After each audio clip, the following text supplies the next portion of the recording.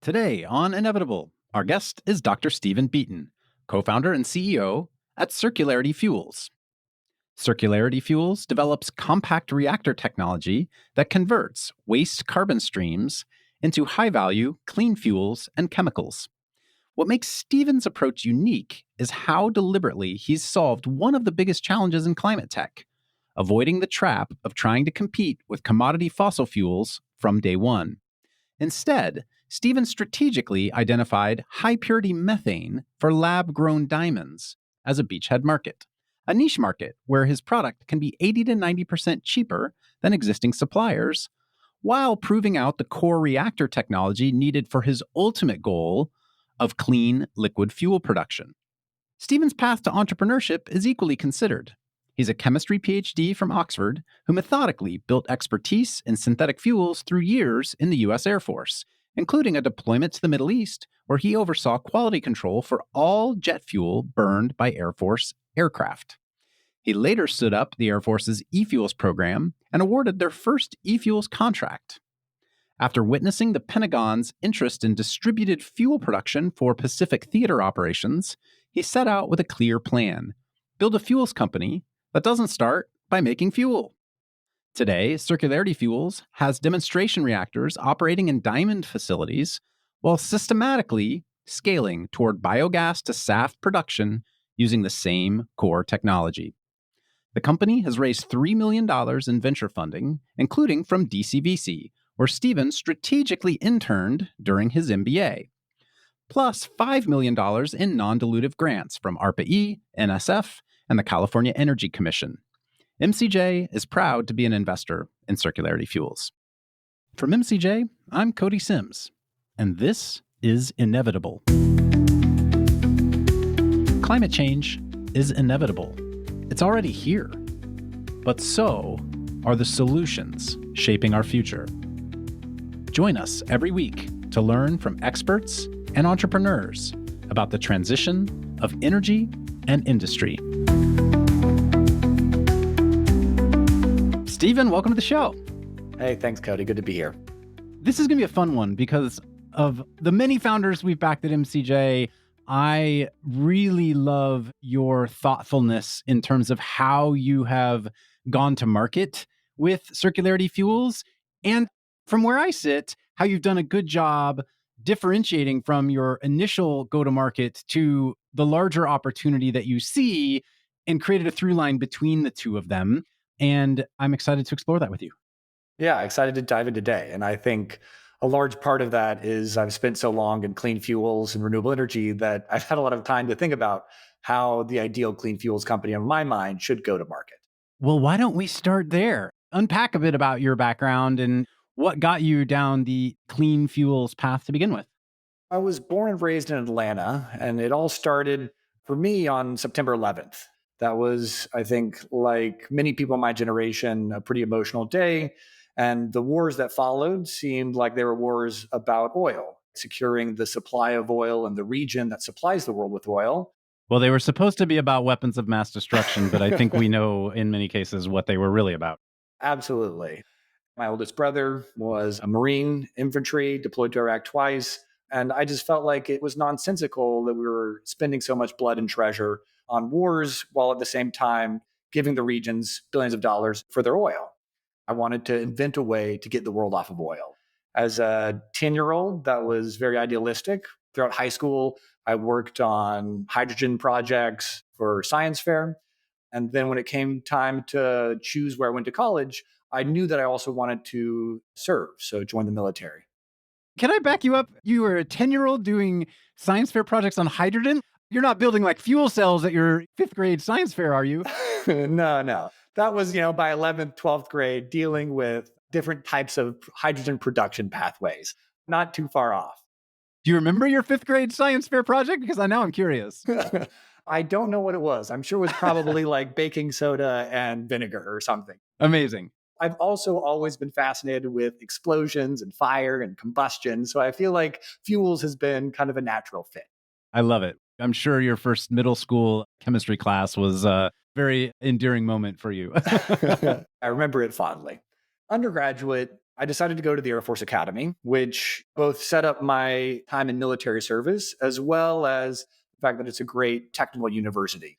The other great thing about the Air Force Academy is it's about 45 minutes down the road from the National Renewable Energy Lab. Colorado Springs, right? Air Force Academy? That's right. Air Force Academy is in Colorado Springs and National Renewable Energy Lab is in Golden, Colorado. I did internships at the National Renewable Energy Lab throughout my time at the Air Force Academy. Now, I started at the Air Force Academy in 2009. So in some ways, it was kind of the height of climate tech or clean tech 1.0. There was a lot of enthusiasm, a lot of funding, A lot of biofuel stuff for sure. a lot of biofuels, a lot of algae, a lot of enthusiasm around oil at this time. We were seeing $140, $150 a barrel. So there were a lot of things that people thought would pencil economically. There was also this theory that we had reached peak oil, that every additional barrel of oil to pull out of the ground would be much more expensive. And so the price would only go up from $150 a barrel. That's why, a lot of this research was happening. Turns out with the fracking revolution and other new techniques to pull oil out of the ground, the price of oil plummeted in early 2011, 2012. So by the time I was graduating from the Air Force Academy, the most common piece of career advice I got was don't go into clean tech. There will never be a future in clean tech. There was a lot of these scientists and former entrepreneurs who were very jaded by the bursting of the bubble from clean tech 1.0. For better or for worse, I ignored them. I got a scholarship to go study at the University of Oxford, and I did my PhD in hydrogen catalysis at the University of Oxford. Your fifth grade self had to be very proud. Yes. Not only doing science, a PhD at Oxford, my fifth grade self also loved the movie Parent Trap. So the fact that it was in England made it even better.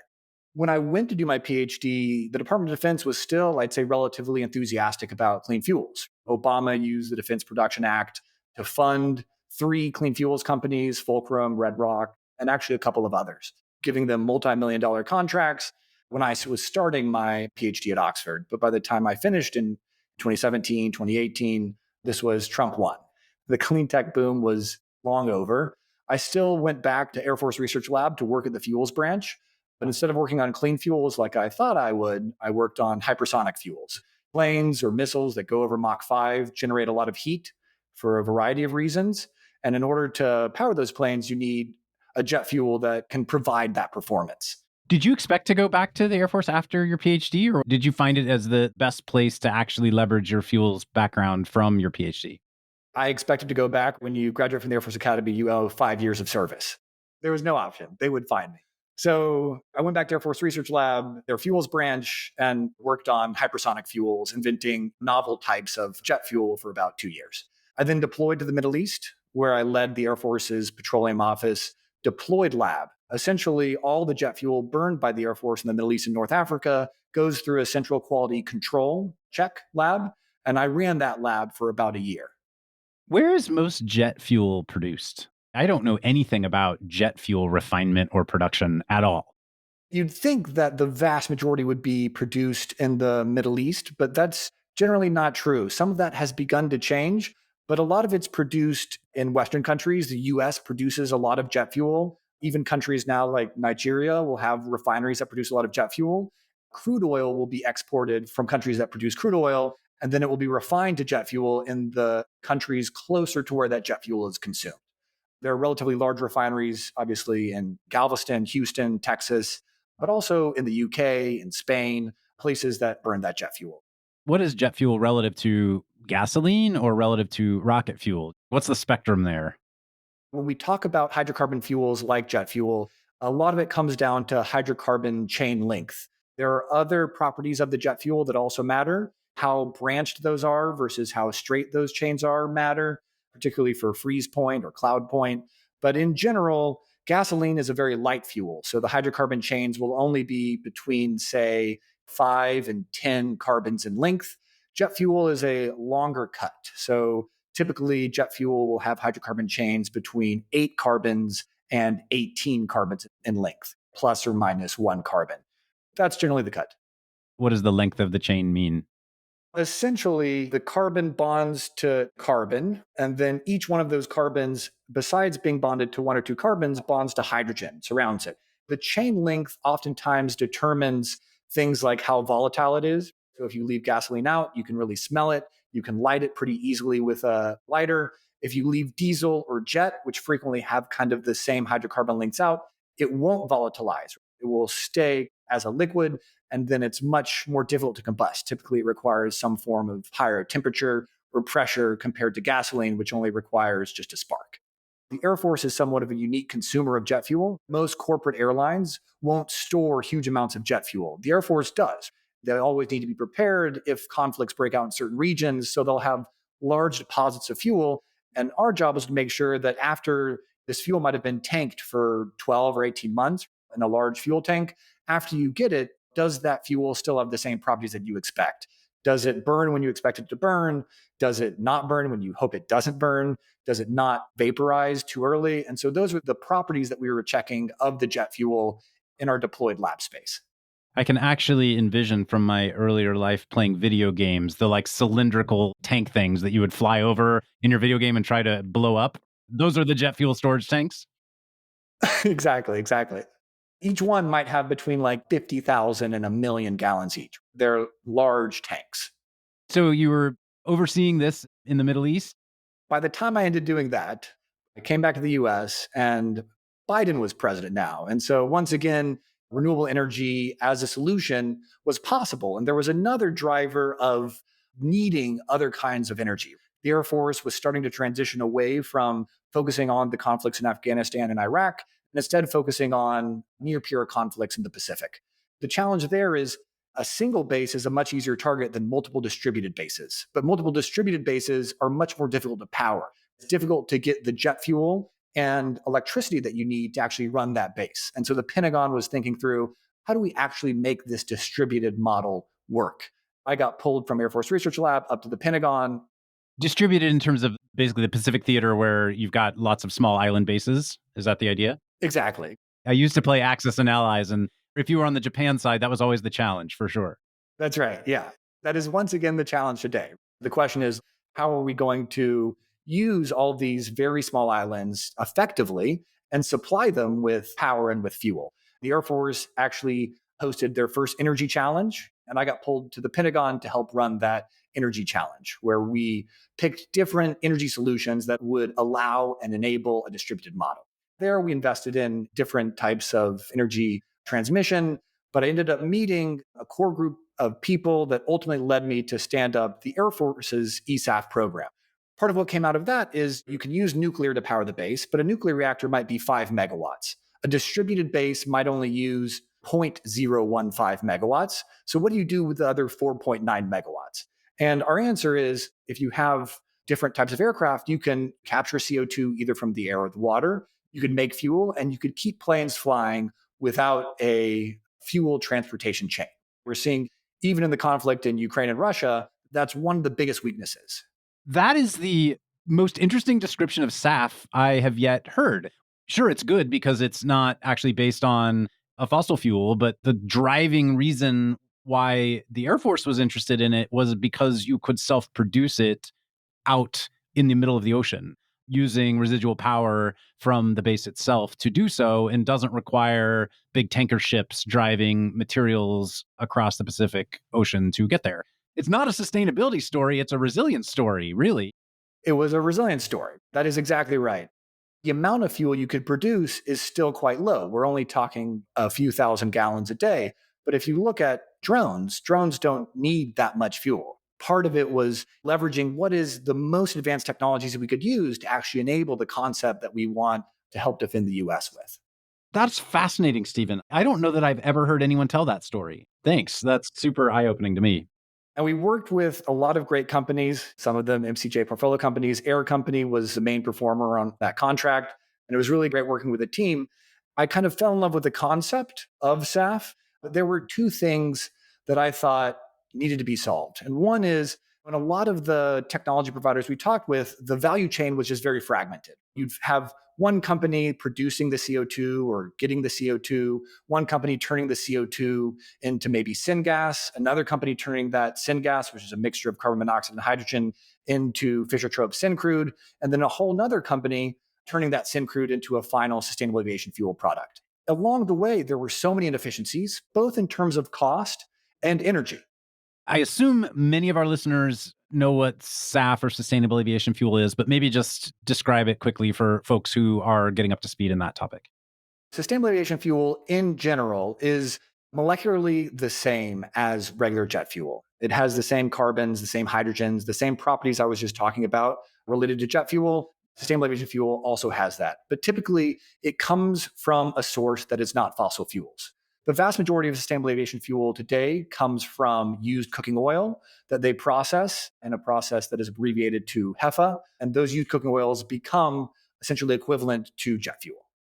You know, for like a decade, I drove a Mercedes 300D that actually ran on used cooking oil. I didn't know that the actual HEFA SAF was using kind of the same stuff. Cody, you were ahead of your time. These jet planes actually smell like popcorn as they fly over through the sky. By the time the HEFA process is over, it shouldn't smell like popcorn, but certainly the processing facilities usually do smell like popcorn or French fries or something. The majority of sustainable aviation fuel comes from those used cooking oils today. Obviously, you can start with carbon dioxide and hydrogen, turn that into sustainable aviation fuel.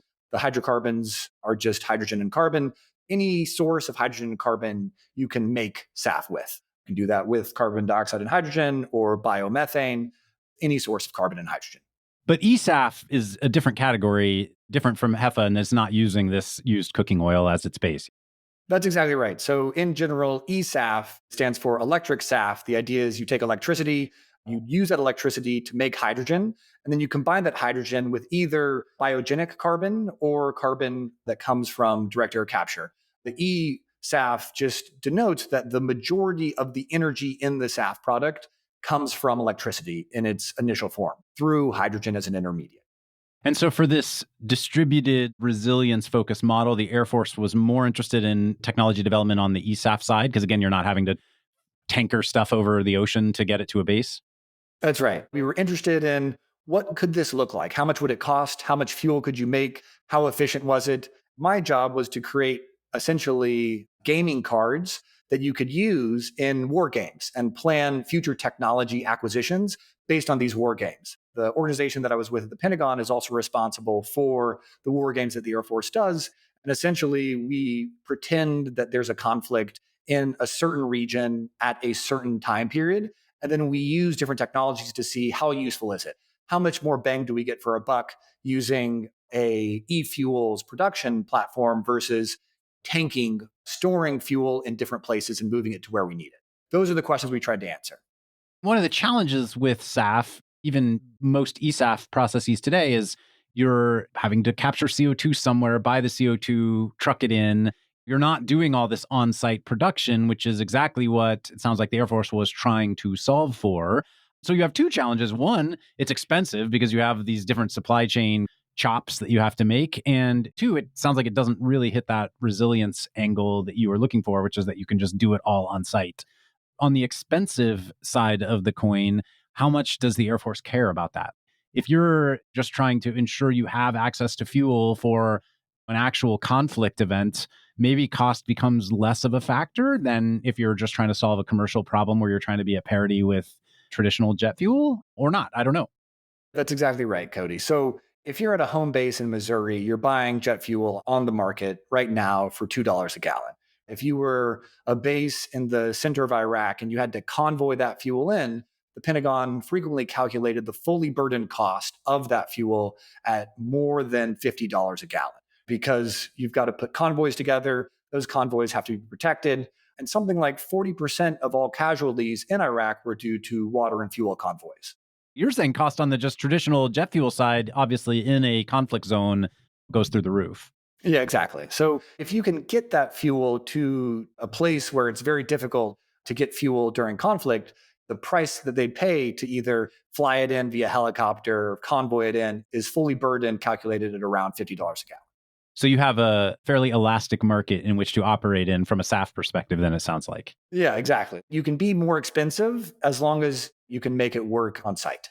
That is really what made me fall in love with the concept of ESAF. The other observation is, as you pointed out, Cody, a lot of the technology to make SAF from CO2 from direct air capture wasn't quite commercially ready. And so I also was very interested in, are there other feedstocks you can use? Are there neglected waste feedstocks that you can use to make SAF that are cheap and won't compete for electricity in a world that at the time looked like was needing more and more electricity for electric vehicles and other things. Now it's clear that the electricity demand surge is mainly coming from data centers. Are there waste feedstocks you can use instead of electricity to make SAF? So that's why I got out of the Air Force, why I went to Stanford Business School to start Circularity Fuels, which is the company that I founded a couple of years ago. Did you go to GSB knowing that you had a company idea and just went to school basically to figure out how to be an entrepreneur? Was that the idea? That's exactly right. I had a couple. Circularity Fuels was my favorite.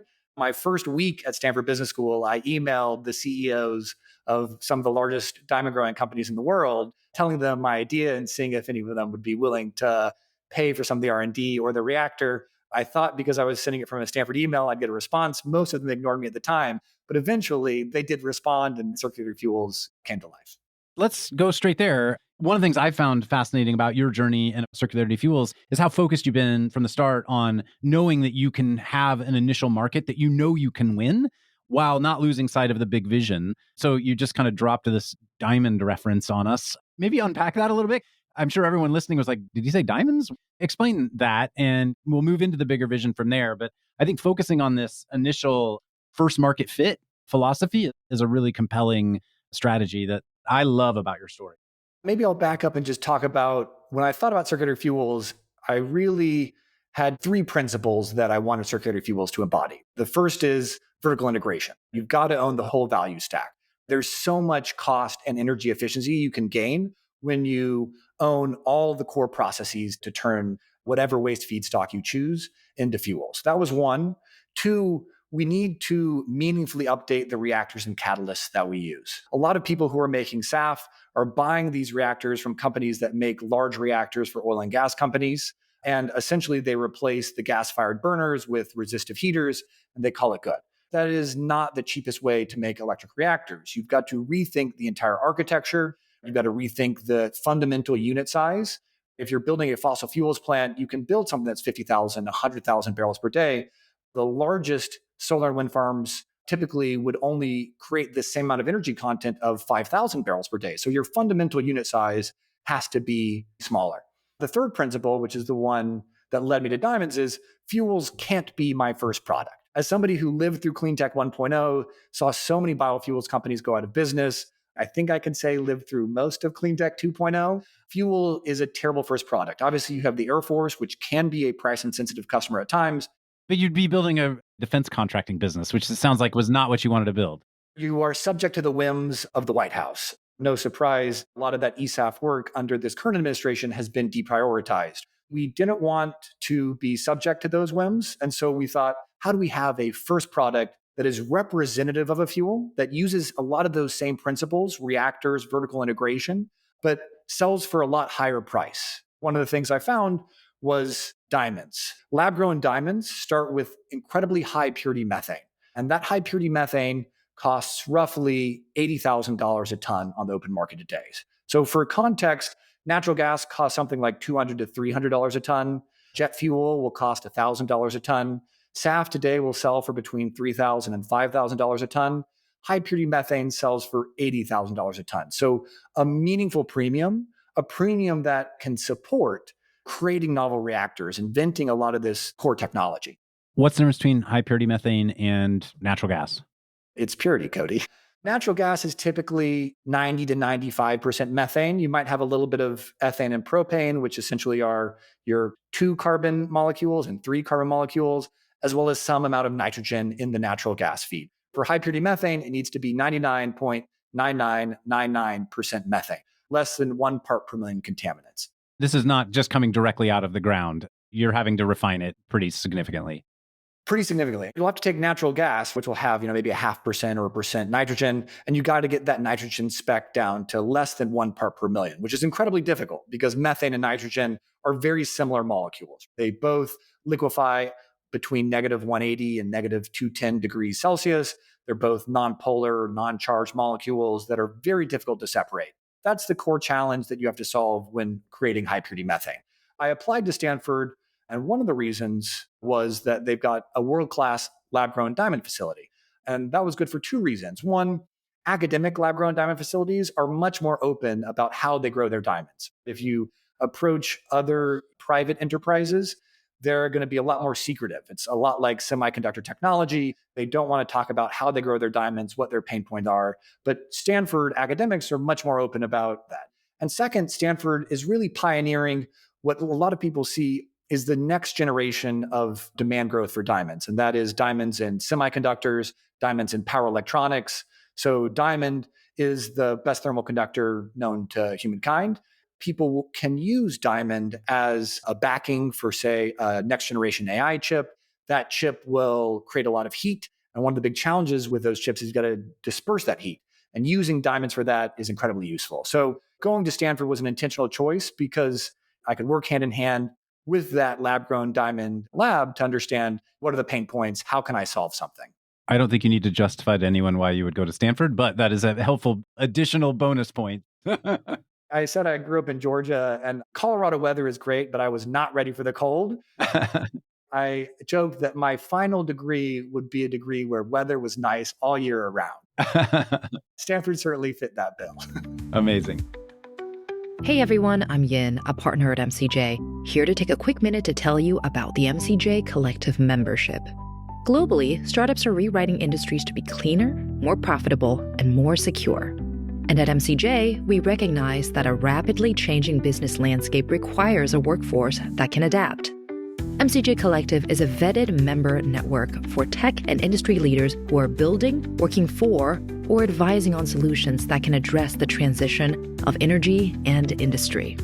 MCJ Collective connects members with one another, with MCJ's portfolio, and our broader network.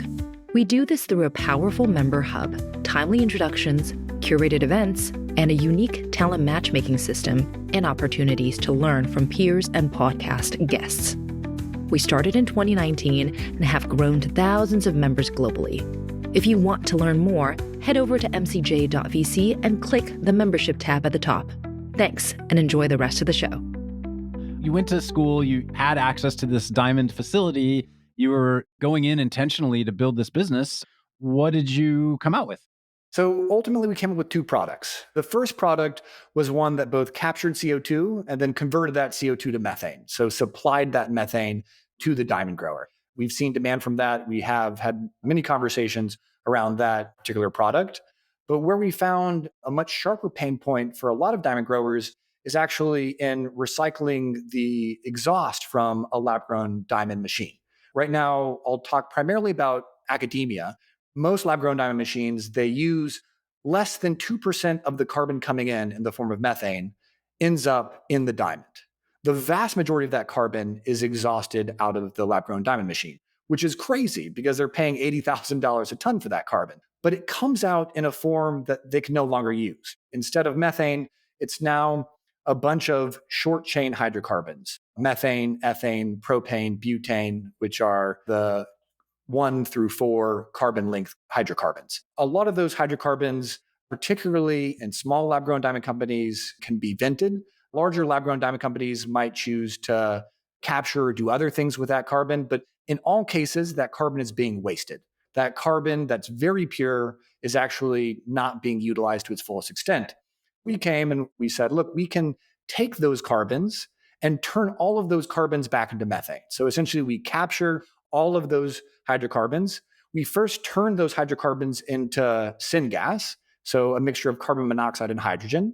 And then we turn that syngas into methane, which sounds simple, but there were really 5 things that make it very challenging. So the first is the reactor we designed had to be well suited for very small gas flows. Most big oil and gas companies make these huge reactors. We needed something that could be scaled down. Second is the reactor had to be small. It had to fit in existing lab-grown diamond facilities. That was a challenge. You couldn't build the equivalent of a giant gasoline refinery right next to this existing diamond facility. Exactly. You couldn't build a 5-story reformer, which is how most people would turn these light hydrocarbons into syngas. There are some small reformers that exist that might be 2 or 3 shipping containers. We needed something the size of a microwave. The third one is the reactor had to allow for dynamic operations. These lab-grown diamond tools will ramp up, ramp down. You might have 100 tools on a single exhaust line. Those tools will be coming on and offline, and so you've got to handle all that intermittency. The fourth is that the process had to be robust.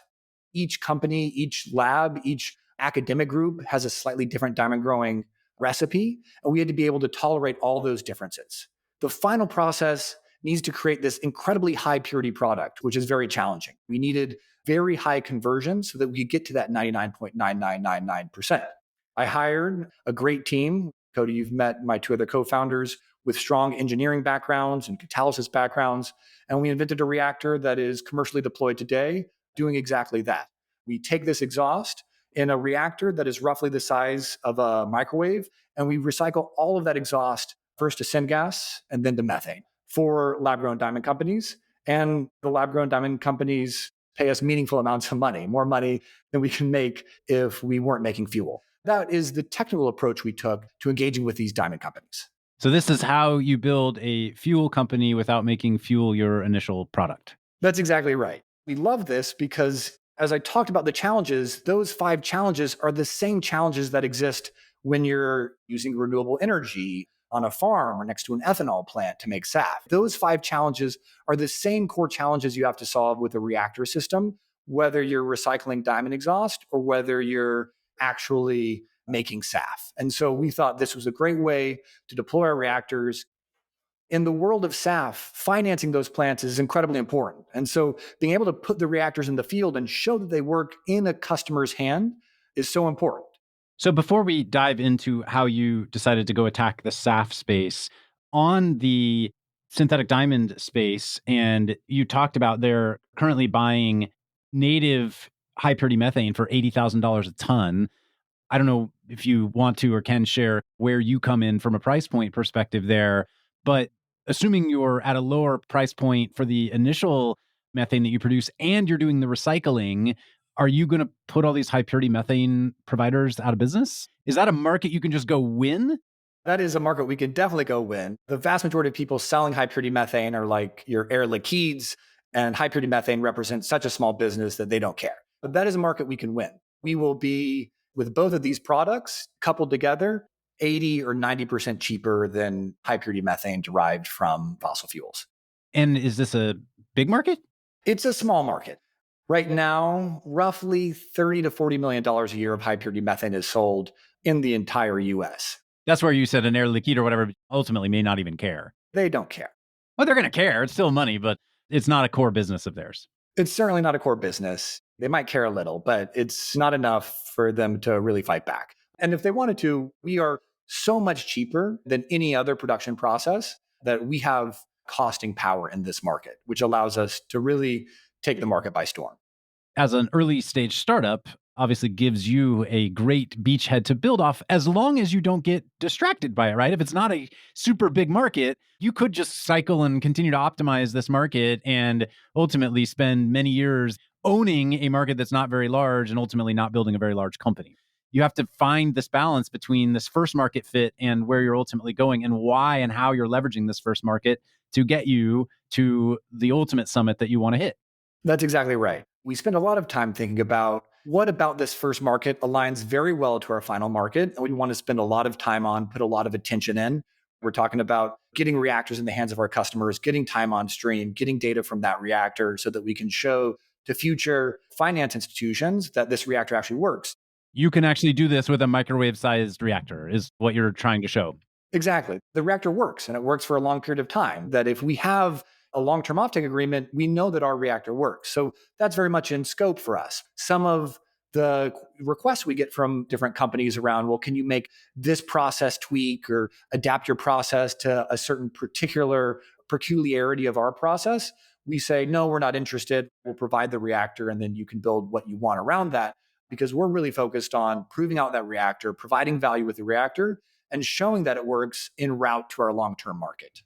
In the high purity methane market that you're in today, in the syn diamond market, are you just a hardware sales company? You're just selling the reactor to them, or are you actually getting into the economics of the fuel that you're creating?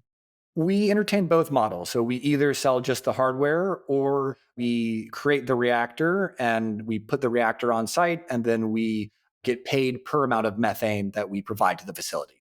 You can have an offtake if that's the way the partner wants to structure the deal. Exactly. If they want a CapEx light version of their solution, they say, hey, we're already paying this much for methane a year. We'll pay you this much for methane a year with a meaningful discount. We can provide that service as well. Super helpful just to understand the unit economics of the current existing business. Now let's talk about the next summit in front of you. One more thing on diamonds is it's been really great to prove the technology, but it's kind of also a lottery ticket. If diamonds really take off as a thermal conductor for all next generation AI chips, that market grows from being $30 to $40 million a year in the US to maybe $300 to $400 million a year. You've got a real meaningful business in addition to the long-term market, which we think is also an interesting perspective. So SAF. By the way, before you go there, just basics of chemistry. E-methane is a gas, SAF is a liquid fuel. They're very different chemical structures. We thought for a long time about how do you move in the commercial market to methane or renewable natural gas? Do we want to stay making methane at large scale? And I think when we initially met Cody, that was something we were still very much considering. But ultimately, what we found is, again, the price difference between fossil natural gas at $200 a ton and fossil jet at $1,000 a ton, there's just a meaningful premium that exists for liquid fuels. If we're going to chase a fuel market for our second vertical, that fuel market has to be one where we can come close to competing on cost as well. So that's why ultimately we landed on liquid fuels as our second market. And it also helps that if you're going to make liquid fuels, the first step is almost always making synthesis gas or syngas, which is a mixture of carbon monoxide and hydrogen, which is exactly the step we're doing in that second product for diamond growers. The recycling of the exhaust fuel. That's exactly right. We go through a synthesis gas intermediate, and that's what has given us so much comfort with, hey, we can actually go do this. We have a reactor now that's been proven to work for tens of thousands of hours in demanding commercial environments. Let's go chase SAF. What have you decided to do? The reactor can start either with carbon dioxide and hydrogen, and the reactor could do reverse water gas shift to make syngas, or we could start with biogas, which is a mixture of methane and CO2 to make syngas. Right now, we think the best market is for biogas. Biogas comes from food waste, from landfills, from dairy manure, from cattle manure. All of this off gases this methane, which for most of the US, it's simply vented into the atmosphere. Is biogas and RNG or renewable natural gas the same thing? Typically, biogas is the intermediate. So you have manure that goes into an anaerobic digester. That digester puts out biogas, which is 65% methane, 35% CO2. Today, the vast majority of monetization of the biogas is through RNG. So you take that biogas stream, you separate out the CO2, and then you inject that methane into the pipeline, and you simply vent the CO2. And you've told me before that the market for RNG is mostly in California. Is that right? That's right. The vast majority of value for RNG comes from using that RNG in buses and trucks in California. And that's because if you use that RNG as a transportation fuel, you get an incentive from the California Air Resources Board, CARB's LCFS program, so Low Carbon Fuel Standard program, and you get an incentive from the Environmental Protection Agency, EPA. It counts as a biofuel, but it has to be used as a road transportation fuel.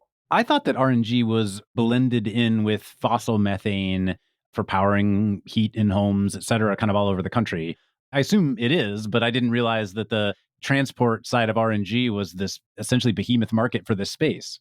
As the bus and truck market is becoming more saturated, people are moving into the market you're talking about. So blending methane with regular natural gas and using it as if it's regular natural gas. But in general, right now, the premium for that market is roughly $12 an MMBTU, whereas the premium, if you can get it onto a bus or truck, is something closer to $40 or $45 an MMBTU.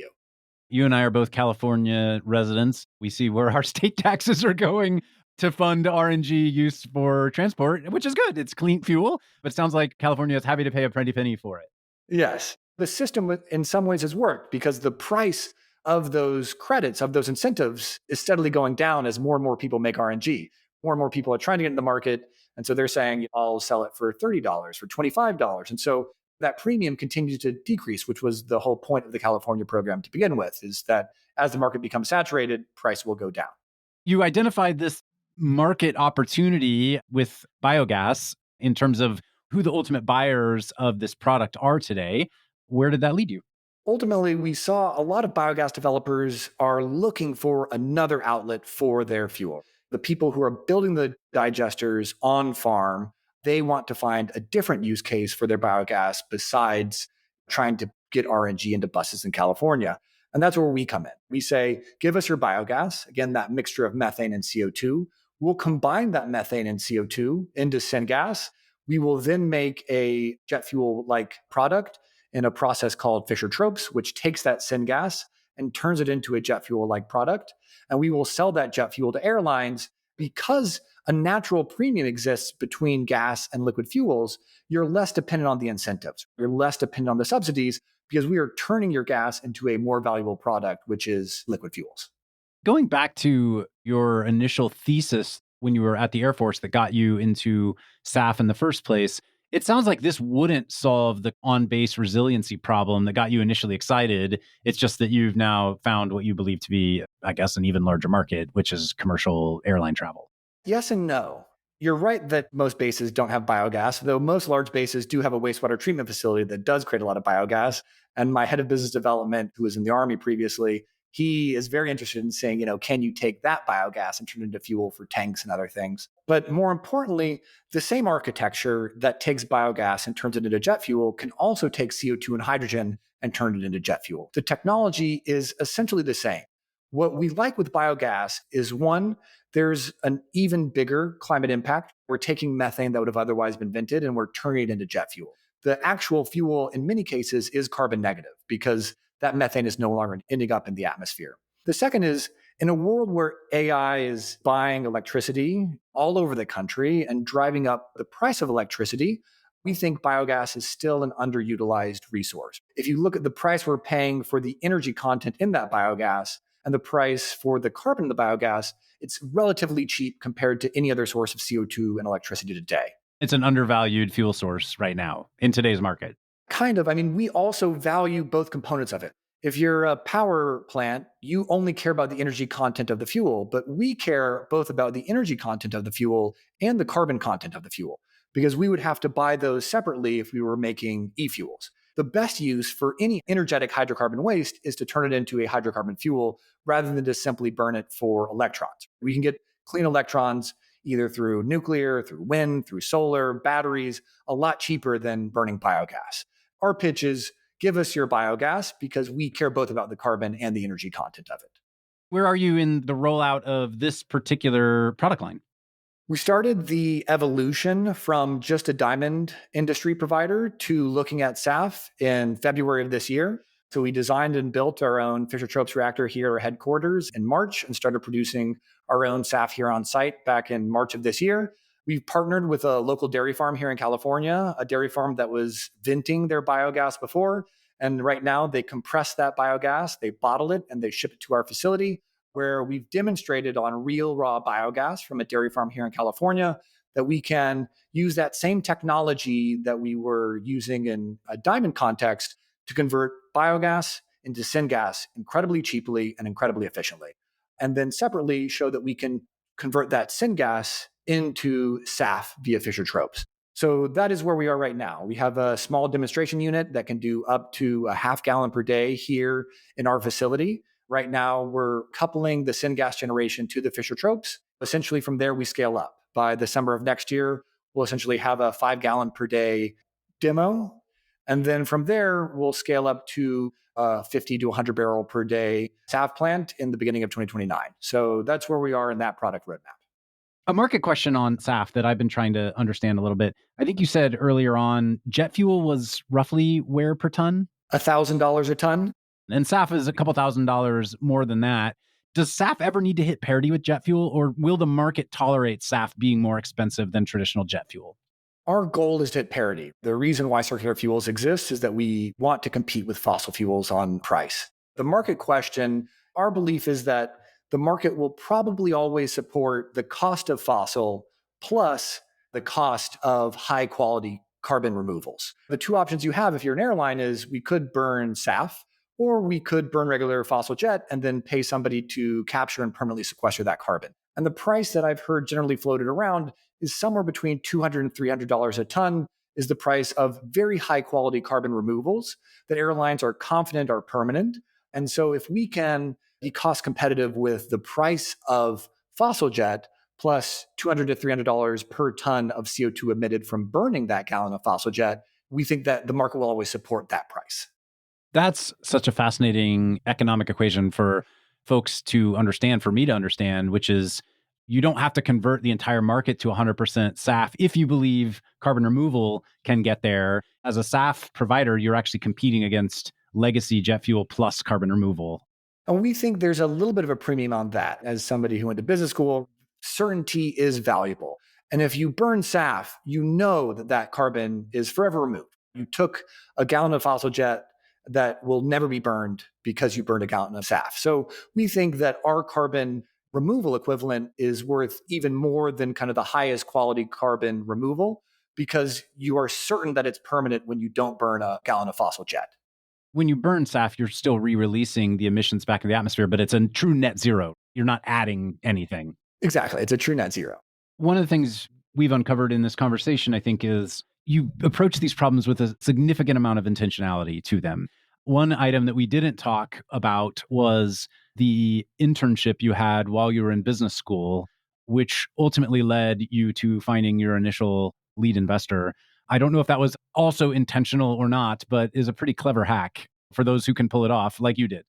It was not super intentional for it to end up how it did, but I've really enjoyed my time at DCVC, which is the investor you're talking about. So between the summer of my MBA 1 and MBA 2 year, even though I was confident that I wanted to do entrepreneurship, I knew that I wanted to do a venture capital internship during the summer of between MBA 1 and MBA 2 year, because in a lot of ways, VC, for people who don't come from the VC world, is a black box. It's very hard to know what goes inside, what conversations are had, what criteria actually matter.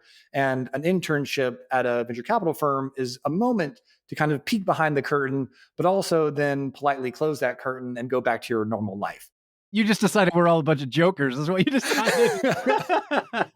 Certainly, there are a number of great jokers that I really appreciate in the VC community. No, I feel like when you're young, it's a great time to build a business. I knew that I wanted to do entrepreneurship, but I knew that I would be on the other side of the table from a lot of venture capitalists that I really respect. And one of those firms is DCVC. When I was at the Pentagon, we worked with a lot of companies that were DCVC-backed companies.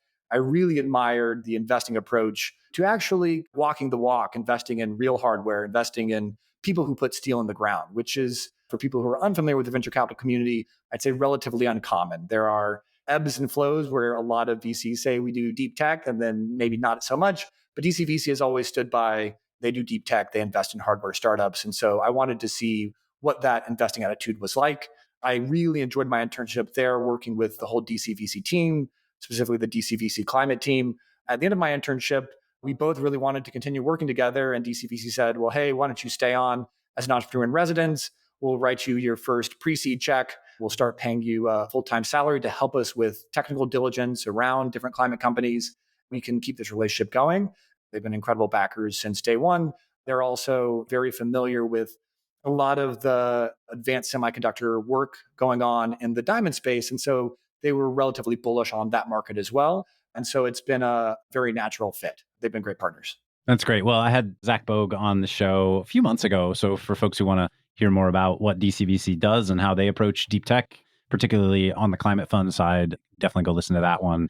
The only other thing I think I would want to dig into a little bit is you've also done a pretty bang up job securing non-dilutive funding for Circularity Fuels. And I'm curious how you've seen that evolve as the federal government has changed around us too. I know there have been some challenges there for founders who have relied on federal funds in some cases. I think you've done a good job also unlocking state funding and some other grants. So maybe share a little bit about that side of the journey for you. So we've raised about $3 million in venture capital money and received about $5 million in non-dilutive awards from both federal entities like the National Science Foundation. We were announced as a selectee for an ARPA-E award and also an award from the California Energy Commission. From our perspective, we always thought that was going to be part of the plan. We think it's hard to scale a deep tech company well with just customer revenue, particularly at the beginning. You need those grants. We think two things have helped us be quite successful. The first is we have this dual track.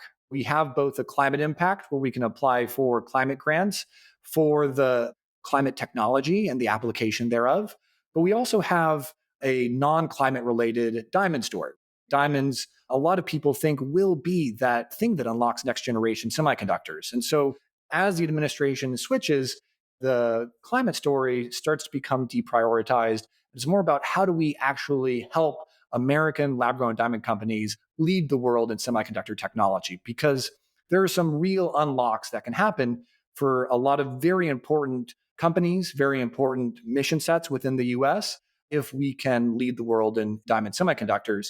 And we see our technology as a core enabling component. And the ability to switch between those vocabularies has been very helpful as we write grants between administrations. And that was always part of our strategy is, can that first market serve both as a way to prove out the technology, but also to serve as a counterpoint for people who don't care about the climate? How have you avoided getting pulled in too many directions? We like to focus on one thing and win there. For the first year and a half, we were very focused on winning in the diamond market.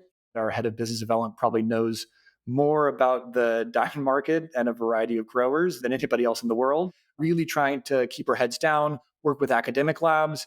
And oftentimes investors would ask about the future, and we might not have great answers because we were very focused on that first market.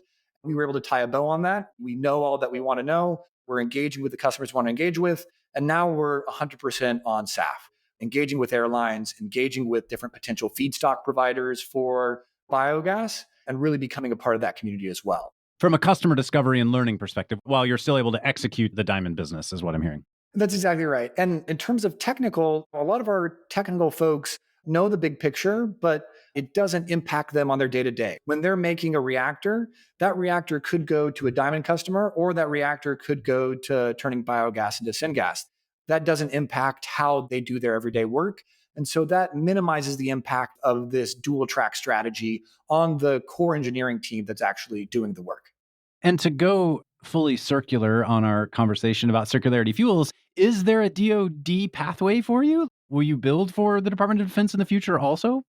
We will certainly build for the Department of Defense if we feel like there's a good fit. One of the things that we also explore is rocket fuel, ARPA-E, which is the rocket fuel used for Falcon 9, for a lot of ULA launches, is very similar to synthetic jet fuel. So the main difference between jet fuel and rocket fuel is some of those branches in the hydrocarbon chains that jet fuel naturally has and rocket fuel doesn't want to have, as well as how much sulfur is in the fuel. But our synthetic fuels are clean and close to rocket fuel to begin with.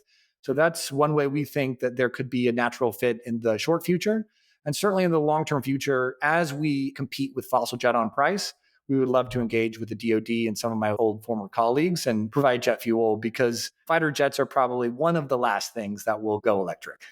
Stephen, anything else we should have chatted about today? It's been a fun journey. We look forward to holding some really cool carbon negative diamonds in our hands and decarbonizing some flights. Well, we're proud to be investors in Circularity Fuels. Appreciate you for joining me on the show and explaining a little bit more about what you're doing, and looking forward to those milestones too. Appreciate it, Cody. Thanks. Inevitable is an MCJ podcast. At MCJ, we back founders driving the transition of energy and industry and solving the inevitable impacts of climate change.